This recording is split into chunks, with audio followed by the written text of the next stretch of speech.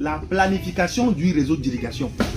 On ne se lève pas un matin pour dire que je veux installer un système d'irrigation. Vous mettez les tuyaux et puis ça va être là-bas. Non. Mettons non à ça. Pour installer un bon réseau d'irrigation, on commence par ce que nous appelons communément la planification du réseau d'irrigation. Ça commence par ce que vous voulez produire. Par exemple, je veux produire du piment vert. Le piment vert ici présent a un besoin en eau. Le piment vert a besoin d'une quantité de l'eau par jour et surtout croissante. Ça veut dire qu'au fur et à mesure que la plante grandit en taille ou bien en âge, la quantité de l'eau aussi apportée aussi augmente.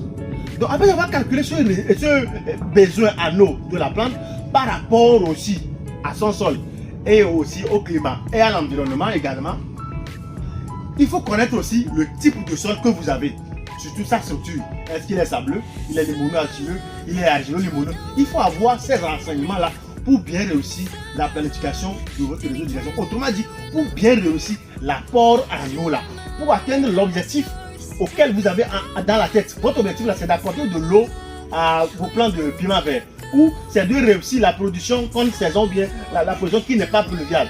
Si tu ne réussis pas la planification du réseau d'irrigation là, tu ne peux pas réussir la production. Maintenant, après avoir connaître le besoin en eau de votre piment, après d'avoir maîtrisé la structure ou bien le type de sol que vous avez, il faut penser à compartimenter votre espace. Vous n'êtes pas obligé de faire les 100 mètres en même temps. Vous pouvez les compartimenter. Autrement dit, les 100 mètres carrés ou bien les 10 mètres carrés en 3 parties, en 4 parties, avec un schéma bien dressé. Et aussi par rapport à la topographie du sol. Les pentes et tout ça là, on doit les mettre en compte pour pouvoir réussir bien le réseau d'irrigation. Et n'oubliez pas la protection, bien la sécurité de votre réseau, qui est le système de filtrage. Et au top là, pour avoir un bon rendement.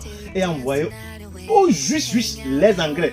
Au niveau de chaque racine, n'oubliez pas aussi le système de venturi simple et efficace. N'oubliez pas, à chaque surface correspond un filtre. On ne va pas mettre un filtre de 32 mm pour couvrir un hectare. Attention.